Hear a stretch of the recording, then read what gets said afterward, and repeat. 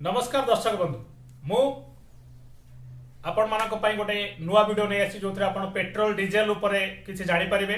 आपण माने निश्चित भाव में पान दुकान जांतु, परिबा दुकान जांतु किंबा आपनकर मेडिसिन दुकान जांतु, सबु जगह रे आपण बार्गेनिंग करूछंती, किंतु पेट्रोल जत जानिया पई जाउछंती पेट्रोल पंप ना सेठी बार्गेनिंग करि पारछंती ना सेठी कहि पारछंती भाई मते 2 टंका कम रे देई पार, काहे कि ना सेतिरु सेंटर आ स्टेट लाभवान होछंती।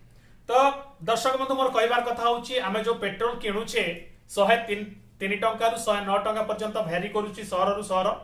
तो मोर कहया कथा आमे जदी ओडिसा ऊपर आमे देखिबा, ओडिसा जो पेट्रोल खर्च ऊपर आमे देखिबा ताले जो बाहर जो पेट्रोल टा आसुची हमको ता 40 टंका पडुची लीटर, तापर ताकू प्रोसेसिंग होबा पई विशोधन होबा पई 7 टंका 35 पैसा लागुची।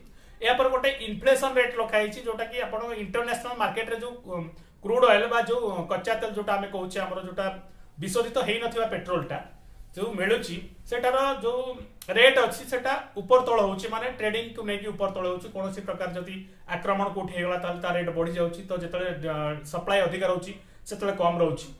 तो दर्शक बंधु मोर कहबा कथा हला जो हमकु जो पेट्रोल आमे पाउचे ता लगभग 57 टंका 35 पैसा आसुची आपनकर मोटा मोटी कहबा को गले ओडिसा। तो तापर या पर कोन होउची ना आपनकर एक्साइज ड्यूटी हिसाब रे सेंटर माने आपनकर केंद्र सरकार ने येउचंती 20 टंका, डीलर कमिशन पाखा पाखी 4 टंका पडुची, आ बाकी जो पैसा रहउची हम स्टेट रो वैट रे लागुची। वैट 24 माने 24% रु 28% आमे दउचे। तो एटा जदी आमे जोड़ीबा ताले ये टोटल 103 टंका रु 104 टंका भीतर आसुची।